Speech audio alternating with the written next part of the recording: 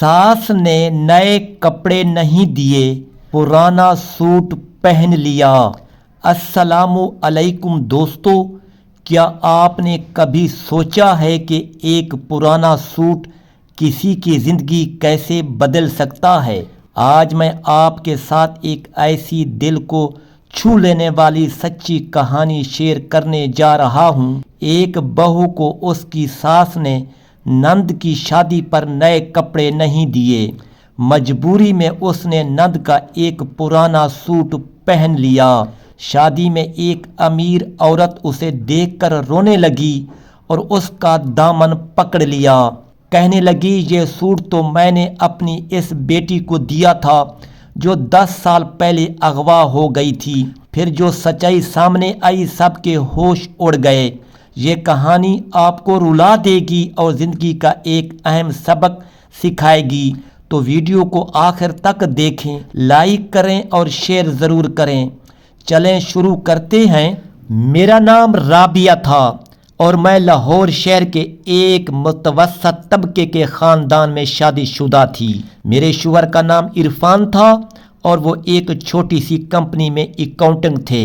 ہماری شادی کو 3 سال ہو چکے تھے، لیکن میری زندگی کبھی خوشگوار نہیں رہی۔ میری ساس بیگم سلطانہ ایک سخت مزاج اور تلخ مزاج عورت تھی جو مجھ سے کبھی محبت سے پیش نہیں آئیں۔ ان کی اپنی بیٹی سمینہ ان کی آنکھوں کا تارا تھی اور میں ان کے نزدیک صرف ایک نوکرانی کی حیثیت رکھتی تھی۔ آج سمینہ کی شادی تھی اور پورا گھر جشن کی تیاریوں میں مصروف تھا۔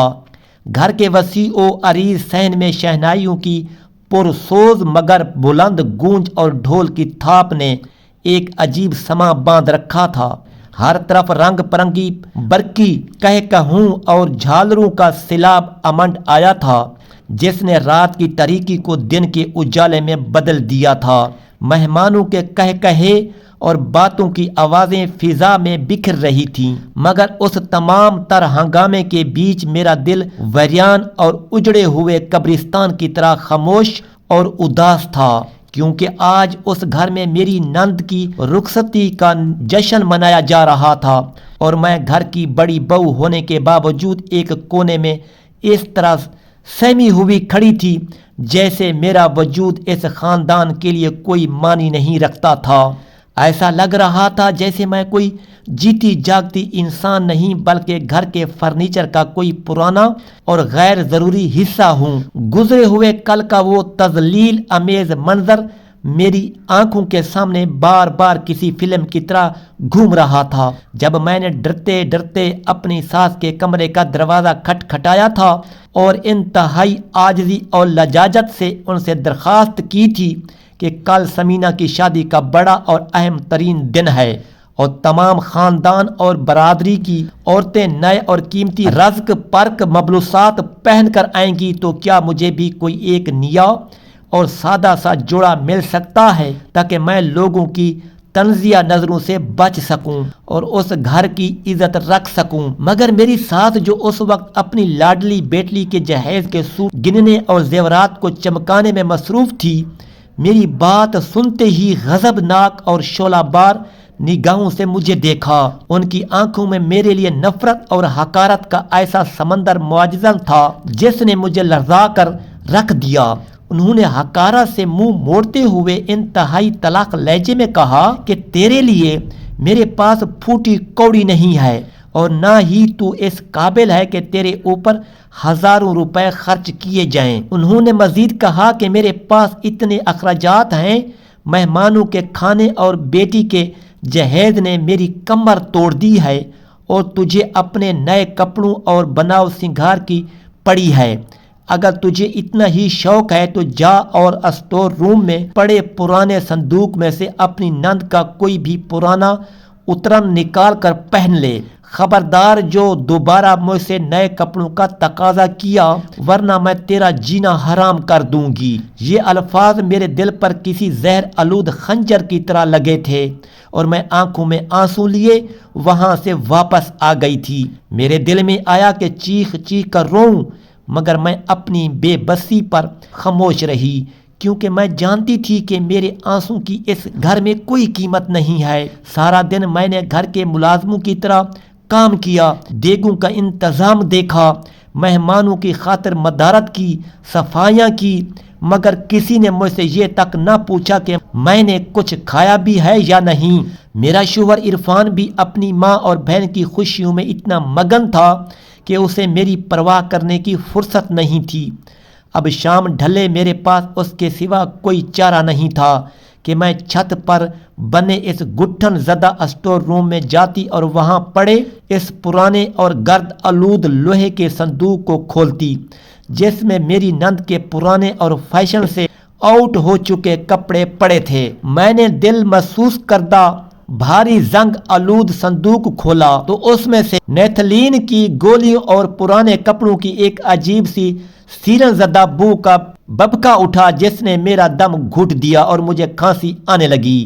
میں نے کپڑوں کو الٹ پلٹ کرنا شروع کیا تاکہ کوئی ایسا لباس مل سکے جو کل کی تقریب کے لیے تھوڑا بہت مناسب ہو اور جیسے پہن کر میں کم از کم انسان لگ سکوں۔ آخر کار کافی دیر کی مشقت کے بعد میری نظر سب سے نیچے دبے ہوئے ایک خوبصورت سفید رنگ کے جامدانی کپڑے کے سوٹ پر پڑی جس کے دامن اور گلے پر سنہرے اور چاندی کے تاروں سے انتہائی باریک اور نفیس ہاتھ کا کام کیا گیا تھا، مگر وقت کی گرد اور صندوق کی قید نے اس کی چمک کو ماند کر دیا تھا اور جگہ جگہ سے اس کے ستارے ٹوٹ رہے تھے اور دھاگے نکل رہے تھے۔ یہ سوٹ آج کے جدید فیشن سے بالکل مختلف تھا۔ قمیض کا گھیر فراق کی طرح بہت زیادہ تھا اور شلوار کی جگہ پرانے زمانے کا چوڑے پانچے والا پاجامہ تھا، مگر مجبوری تھی اور وقت بہت کم رہ گیا تھا، اس لیے میں نے اسی کو اپنی قسمت کا لکھا سمجھ کر باہر نکالا۔ مجھے یہ فکر بھی تھی کہ پتہ نہیں یہ مجھے پورا بھی آئے گا یا نہیں۔ جب میں نے اسے پہنا تو یہ میرے جسم پر کچھ ڈھیلا تھا اور اس کی آستین میرے ہاتھوں سے کچھ چھوٹی تھی جس سے میں خود کو انتہائی عجیب اور بے ڈھنگا محسوس کر رہی تھی۔ ایسا لگ رہا تھا جیسے میں نے کسی کا مانگا ہوا لباس پہنا ہو جو میرے جسم کے ناپ کا نہیں ہے، مگر میں نے خود کو تسلی دی کہ شاید اتنے بڑے ہجوم میں کسی کی نظر مجھ جیسی معمولی عورت پر نہ پڑے گی اور سب اپنی خوشیوں میں مگن رہیں گے۔ میری پڑوسن اور دوست فرحانہ نے جب مجھے اس لباس میں دیکھا تو کہا کہ بیٹی یہ تمہیں چھوٹا ہے۔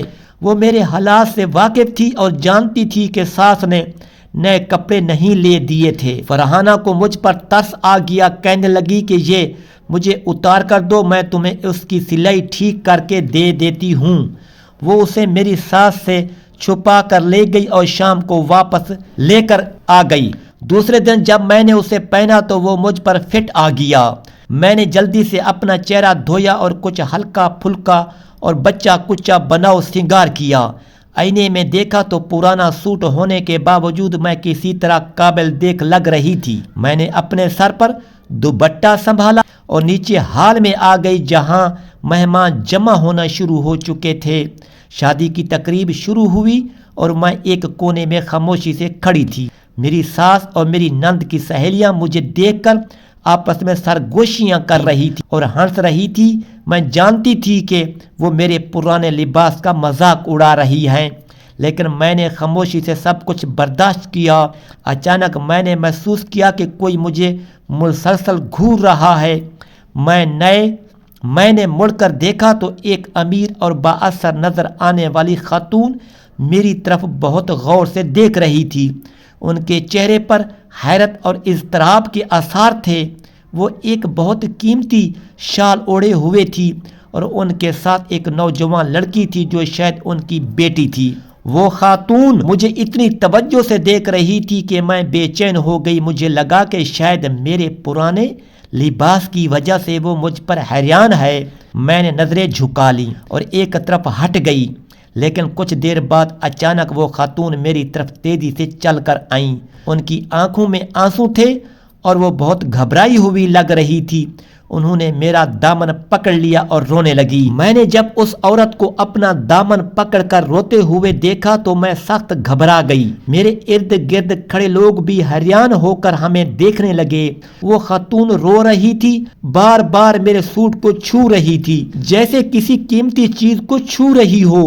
انہوں نے کانپتی آواز میں پوچھا کہ بیٹی، یہ سوٹ تم نے کہاں سے لیا؟ یہ تو میں نے اپنی بیٹی کو دیا تھا جو 10 سال پہلے اغوا ہو گئی تھی۔ میں نے یہ اپنے ہاتھوں سے اس کے لیے سلوایا تھا اور اس پر یہ خاص کڑھائی کروائی تھی۔ یہ دنیا میں صرف ایک ہی ہے، بتاؤ تمہیں یہ کہاں سے ملا؟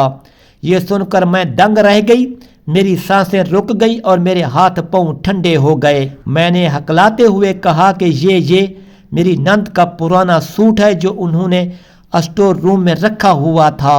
وہ خاتون نے کہا کہ نہیں، یہ میری بیٹی کا سوٹ ہے، دیکھو اس کے گلے کے پیچھے میں نے اپنے ہاتھ سے میری بیٹی کا نام لکھا ہوا ہے۔ انہوں نے میرے سوٹ کے گلے کا لیبل دیکھا اور وہاں باقی ایک نام لکھا ہوا تھا، نازیہ۔ میں نے کہا کہ لیکن یہ تو میری نند سمینہ کا سوٹ ہے۔ وہ خاتون نے کہا کہ نہیں، میری بیٹی کا نام نازیہ تھا اور یہ اس کا سوٹ ہے۔ اب تک بہت سے لوگ جمع ہو گئے تھے اور سب حیرانی سے یہ منظر دیکھ رہے تھے۔ میری ساس بیگم سلطانہ بھی آ گئیں اور غصے سے بولی کہ یہ کیا تماشا لگا رکھا ہے؟ یہ میری بیٹی کا پرانا سوٹ ہے اور اس معمولی بہو نے پہن لیا ہے کیونکہ میرے پاس اسے دینے کے لیے کچھ نہیں تھا۔ وہ خاتون نے بیگم سلطانہ کی طرف مڑ کر کہا کہ آپ کی بیٹی کو یہ سوٹ کہاں سے ملا؟ یہ میری بیٹی نازیہ کا سوٹ ہے جو 10 سال پہلے کراچی سے اغوا ہو گئی تھی۔ ہم نے بہت تلاش کیا لیکن کوئی سراغ نہیں ملا۔ بیگم سلطانہ کا چہرہ پیلا پڑ گیا۔ انہوں نے کہا کہ مجھے نہیں معلوم، یہ سمینہ کا پرانا سوٹ ہے۔ وہ خاتون نے کہا کہ پھر آپ کی بیٹی کو یہ کہاں سے ملا؟ اگر آپ کی بیٹی یہاں ہے تو اسے بلائیں، میں اس سے پوچھتی ہوں۔ سمینہ کو بلایا گیا، وہ دلہن کے لباس میں آئی۔ جب اس نے اس خاتون کو دیکھا تو اس کا چہرہ سفید ہو گیا اور وہ کانپنے لگی۔ وہ خاتون نے سمینہ کو دیکھا اور چیخ پڑی، نازیہ میری بیٹی، یہ تم ہو؟ میں نے تمہیں پہچان لیا۔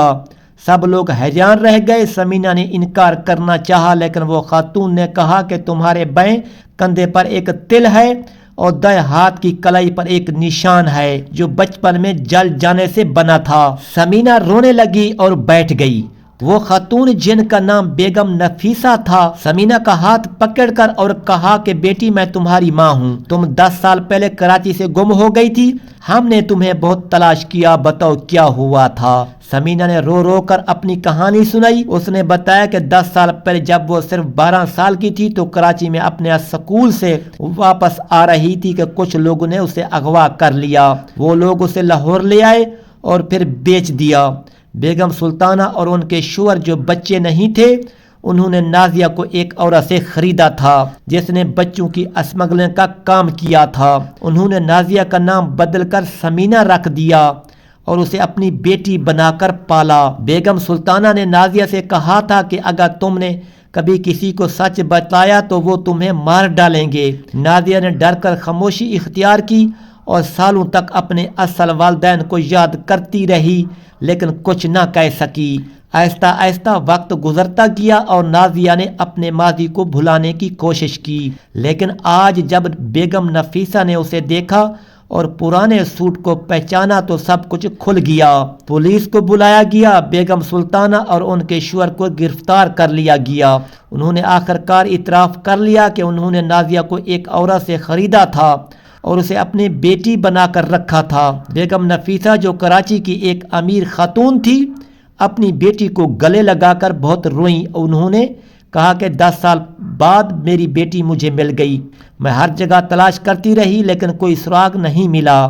آج اللہ نے میری دعائیں قبول کی اور اس عجیب طریقے سے میری بیٹی مجھے واپس مل گئی۔ نازیہ بھی اپنی اصل ماں کو دیکھ کر بہت روئی۔ اس نے کہا کہ امی، میں آپ کو بہت یاد کرتی تھی لیکن میں ڈر کی وجہ سے کچھ نہیں کہہ سکتی تھی، مجھے معاف کر دیں کہ میں آپ سے ملنے نہیں آ سکی۔ بیگم نفیسہ نے کہا کہ بیٹی، یہ تیری غلطی نہیں تھی، تجھے زبردستی یہاں رکھا گیا تھا۔ اب تم میرے ساتھ کراچی چلو گی، تمہارے ابو بھی تمہارا بہت انتظار کر رہے ہیں۔ پھر بیگم نفیسہ نے میری طرف دیکھا اور کہا کہ بیٹی تم نے آج وہ سوٹ پہن کر میری بیٹی کو مجھ سے ملایا، اللہ تمہیں جزائے خیر دے۔ اگر تم نے یہ سوٹ نہ پہنا ہوتا تو میں اپنی بیٹی کو شاید کبھی نہ ڈھونڈ پاتی۔ انہوں نے مجھے گلے لگایا اور کہا کہ بیٹی تم بہت اچھی ہو، تمہاری ساس نے تمہارے ساتھ بہت برا کیا، لیکن آج تمہاری وجہ سے میری بیٹی مجھے مل گئی، میں تمہیں اپنی بیٹی کی طرح رکھوں گی۔ شادی منسوخ ہو گئی۔ نازیہ کو اپنی اصلی ماں کے ساتھ کراچی بھیج دیا گیا۔ بیگم سلطانہ اور ان کے شوہر کو بچہ اغوا کرنے اور سمگلنگ کے جرم میں سزا ہوئی۔ میرے شوہر عرفان کو جب سچائی کا پتہ چلا تو وہ بہت شرمندہ ہوئے۔